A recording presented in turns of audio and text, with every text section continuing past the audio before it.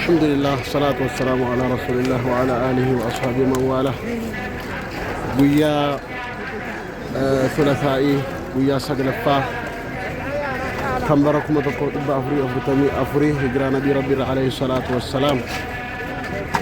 خطبان أرض العرفات حالكنان راوتمي إيجا خطبان راوتمي بودانس ما شاء الله. صلاني ظهري عصرا وجمعا جمع تقديم ركعة لما ظهري إيجانا إقامة مأمس عصري ركعة لما صلاة راوة ميجرة.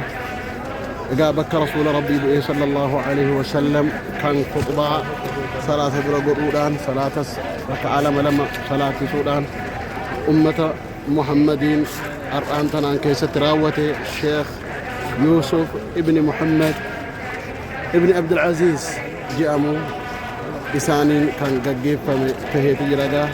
اللهم تقبل عن الحجاج حجهم يا أرحم الراحمين. لبيك اللهم لبيك لبيك لا شريك لك لبيك إن الحمد والنعمة لك والملك لا شريك لك.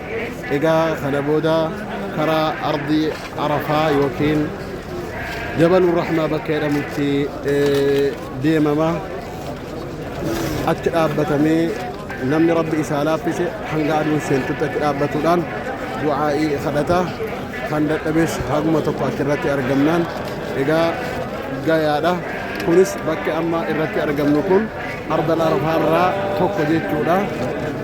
اللهم وفقنا حجا مبرورا وسعيا مشكورا يا أرحم الراحمين.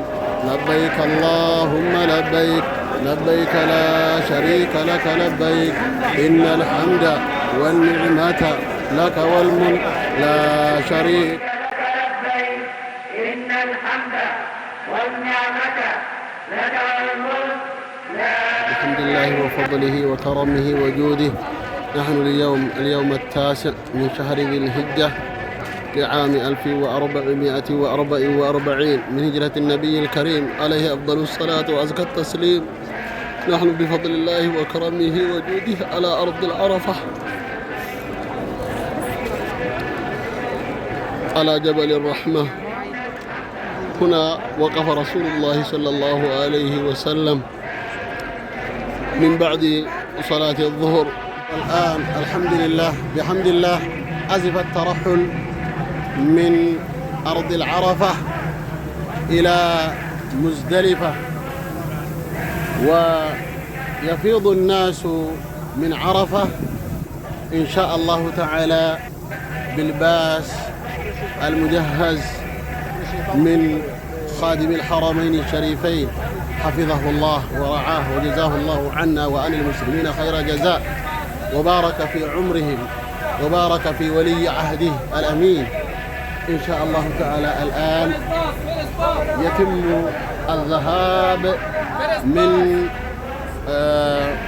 أرض العرفة إلى مزدلفة بطريق بباس معاد من خادم الحرمين الشريفين الملك سلمان وولي عهده الأمين جزاه الله خيرا وبارك فيه.